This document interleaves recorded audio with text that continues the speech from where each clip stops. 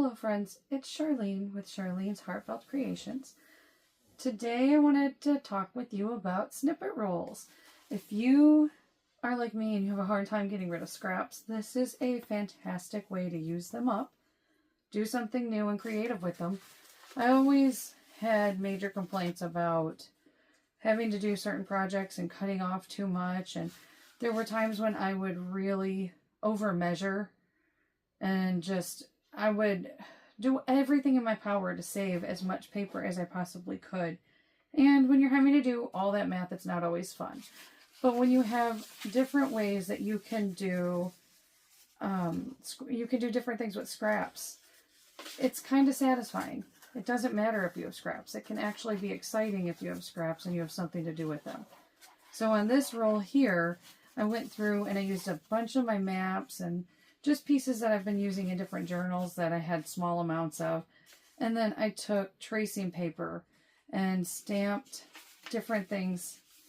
Some of these are actually stamped on. Some of these I wanted the image to be a little clearer. So I went ahead and stamped it on tracing paper, fussy cut, and then just went ahead and glued it down. But this is a fun snippet roll to be able to make borders or tags or anything in your journal. And it feels like you're not wasting. This one here, I went ahead and did this one with, I had a bunch of Monopoly money left over from doing Monopoly rosettes. And I cut out the circle and I used the circle on the front of it. And so I had a bunch of these left just from that. And the border is so pretty. But I went ahead and added that to this snippet roll. And then I stamped on it. I went ahead and just used some of my Tim Holtz ink and distressed it a little bit. And then I stamped on it. I didn't add any other images to this one. But I just made this one last night. What's fun about these is you can do a lot with them. You can take them and cut them down and make... This is why I did mine at 2 inches, because my punches are at 2 inches, and you can go ahead and make really pretty tags that you can stick right into your journal. So there's that one, and then I have, so, you know, customize your stuff and make it work for you, but I have this tag punch as well that I really like to use, and I wanted mine to be able to fit directly in to my 2-inch punch. So I planned ahead for that for when I journal. So now I have a nice base to use. Alright, so today I thought it would be fun to show you how I make snippet rolls. If you're not familiar with them, they're super easy, super fun. And I wanted to do a Christmas themed one. Now, I don't have any particular measurement that when I do this part, it's just kind of a eyeballing it kind of thing. Sometimes I will just do it all the way down my mat. It really depends on how long you want it. And the beauty of doing snippet rolls is you're not limited. All right. So you can tear off that much paper and then still go back in and add more. Like the one I just cut off of, I can add more to that if I want. And just keep adding and rolling it up. Okay, so for me, I, again, am going to go to 2 inches. Just because I really want to keep it within the 2 inches of my punches. So it'll be more usable for me. And so I'm just going to go ahead and measure approximately on here. Well, up there, and then just move down. All right. And then I will do it again until I think I can get like 3 little pieces out of this. This roll, you can pick up a roll of this at Dollar Tree. They have a larger roll than what I have. It's just the longer one. This one came from Harbor Freight. It's just in the painting section. Lowe's, Home Depot, they all have this kind of stuff.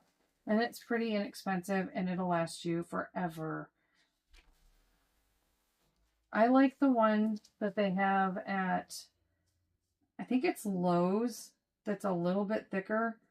Oh, it makes beautiful envelopes. If you have cards and things you want to send out with the natural look, it makes really nice envelopes. All right, so I'm going to save this piece for another snippet roll. And then I'm just going to start off with this here. All right, and so I just take this, and since I ripped it right there, I'm going to add this right to the other section here. I'm trying not to have my glue in one big clump there. Okay. And then just line it up.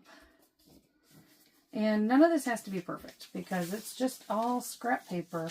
And then I start down here usually. And what I'm going to use, I have all these beautiful music scraps. I feel like this screams Christmas. Sheet music. It's perfect for Christmas. And then I have a few pages from a dictionary that I've been working with. And then a couple different packs of doilies that I thought would be nice on a snippet roll, just for different texture.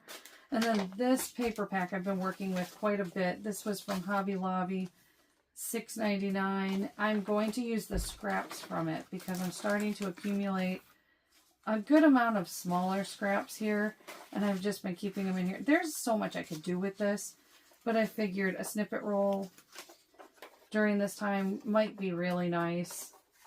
So I'll take a couple little pieces of that. Like, what am I going to make with that? That would be great on a snippet roll. But things like this, you can use that on a snippet roll. I think I might be pretty good right now. Oh, I don't think I have any of this in my scraps, really. So I will work with pieces here and there if I feel like I need to grab more out of this. But I really wanted to go ahead and start with these pieces here. Now, I'm just going to tear and add it right onto my roll here.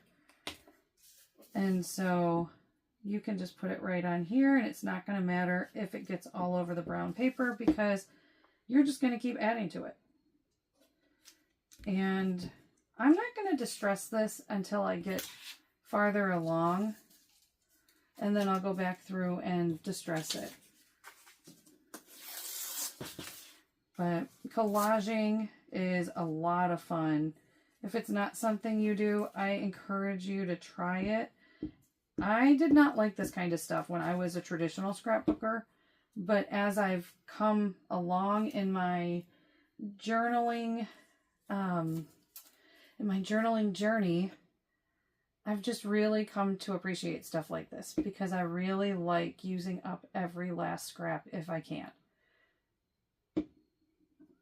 I feel like it's no waste, and so that is something I absolutely love.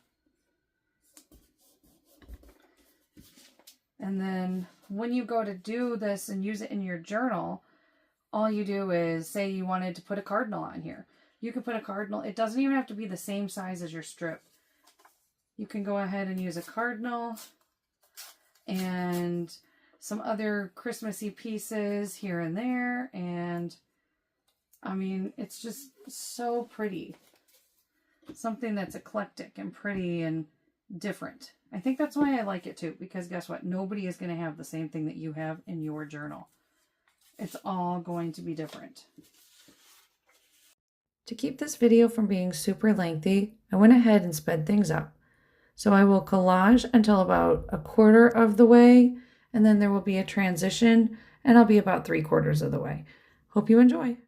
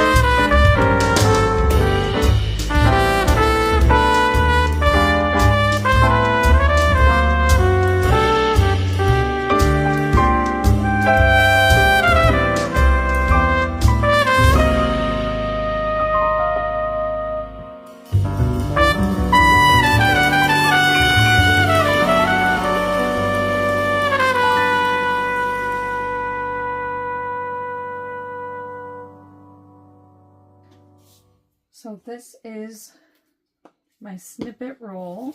I still have tons and tons of scraps. And I did add some doily. So I think I'm going to go back through and add a little bit more doily here and there. I have red doilies as well. It almost looks like lace. Let's see. I think I'm just going to find spots and put a little bit of glue on my Snippet roll and try to just attach it that way. And I'm just randomly placing them here and there, and whatever hangs off, I'm fine with that. I'll just go back with the scissors and trim it down. And the brown, or the white one, is going to look really nice because we're going to distress. And so that should give it a really neat look, like a nice vintage look to it.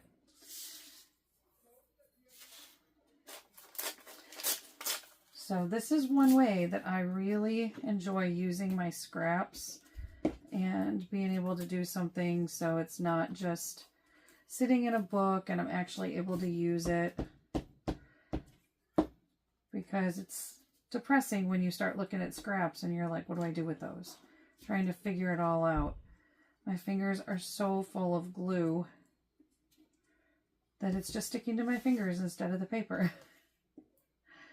So, but you know, sometimes we spend a lot of money on these paper packs, and, or like with this, I fell in love with this paper. So for me, I really wanted to do as much with it as I possibly could because I really like this Christmas paper. But, I mean, some people are fine with just throwing scraps away. I kind of cringe whenever I see somebody throwing away like piles of scraps.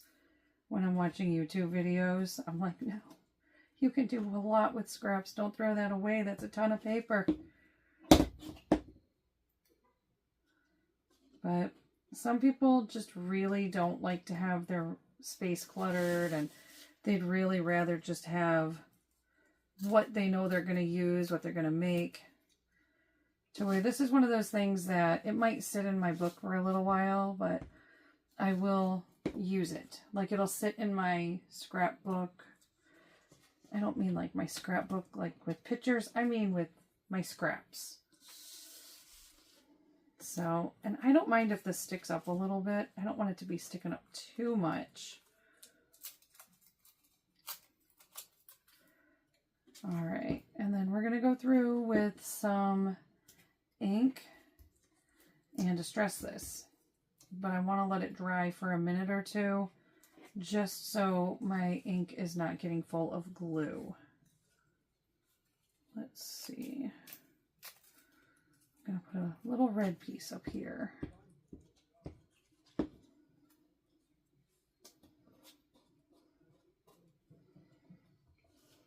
Okay. And so I now have doily glued to my fingers that it's so hard to get off. I've got a baby wipe here. All right, and so while it dries, I'm just going to go ahead and turn it over. And you don't have to snip off the edges. I go ahead and try to snip it off just because it's already pretty eclectic, and having the clean line on the edges, I think, just gives it a really pretty vintage look. So I go back through usually and trim my edges down.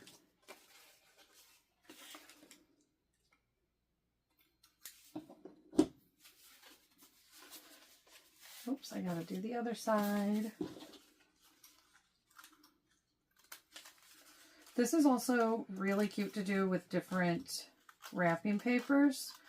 If you wanted to use the wrapping papers from your Christmas, that's a fun way to incorporate just a memory, something that you used that Christmas, into a Christmas journal that you're making.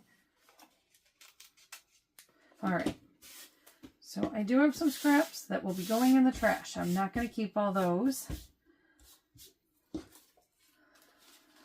But here is my Snippet roll. And now we're going to go back through and distress it. So we're going to use Tim Holtz Walnut Stain. And there's our brush. And then I'll be using that one next. Okay. And so these are also a fun little project you don't have to be real precise with. So you can just do this when you're watching TV or whatever. You know, you've got people that are talking to you. You can't keep your full attention on it. And it's just not something you have to think a whole lot about. All right. And so we're just going to go ahead and distress this a little bit. Now I have gone through and distressed every piece of paper in the past. That's what I did on my other snippet roll. This one here, I distressed every tiny scrap. That is way too time consuming. And I'm going to tell you right now, this is probably the better way to do it. Just distress it like this. Because if you've got torn edges, it's going to distress your torn edges just like it would have if you had done the entire thing. Or every single individual piece. I'm probably going to tack that down with some wet glue instead of the glue stick because it just really wants to stick to my fingers instead of the paper. Since my fingers are so full of glue, it's kind of ridiculous. I'll take that one off. I wasn't big into using doilies until I started playing with different colors, and you can do a lot with them. I have a Nutcracker set. I really want to do a Nutcracker set, Christmas, like just Christmas ephemera, like snippet rolls and just different little ephemera packs. I really want to do some with, I picked it up, I think, at Michael's last year. We don't have a Michael's near us, but I have a beautiful paper pack of, I think it's more like vintage Christmas music is the theme, because I'm pretty sure it's got like the 12 Days of Christmas in it and stuff. But I really want to do some of that. All right, and so this is a set that I got from Stampin' Up! Years ago. If you want to find one of these, you're probably going to have to go on eBay, buy it used. This is just some texture stamps, and I know you can still purchase texture stamps in the store, but I love this one. It's like a little coffee stain. I have a coffee cup, and I use this for my coffee cup stamp as well. And so I'm just going to take this and stamp it all over in different places. You don't have to use these kind of stamps. You could go with something that's more Christmas-like. I do have a Christmas stamp set out here that I had thought about using, but I just really like the little coffee and just the different little patterns that it has in here. I think it's a nice little touch. Okay, so next we're going to go ahead and use this one right here.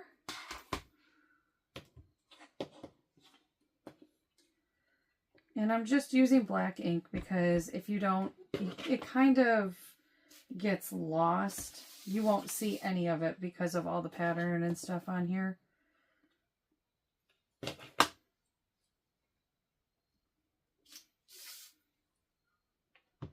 And there's no rhyme or reason to any of it. It's just putting it wherever it looks like you have a open space that needs something. And if it looks too messy to you, then don't add any. You can just use it without stamping. The other thing I like to do, like I said earlier, is I like to take pieces of tracing paper. I like to take pieces of tracing paper and stamp on those to get different images on here that are going to really show up, because it'll have that like white background behind it, so it'll be something you can see amongst all the busyness.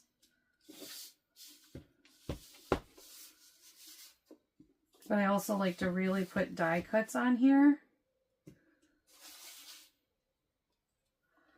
Different little die cuts or different phrases, different things, you know. This one here is supposed to look like a piece of tape. I'm going to go ahead and change back to the brown ink because I don't want this to be black. I did black on my last one and I like it better in brown because it looks like an old piece of tape then. And you can go with a lighter color.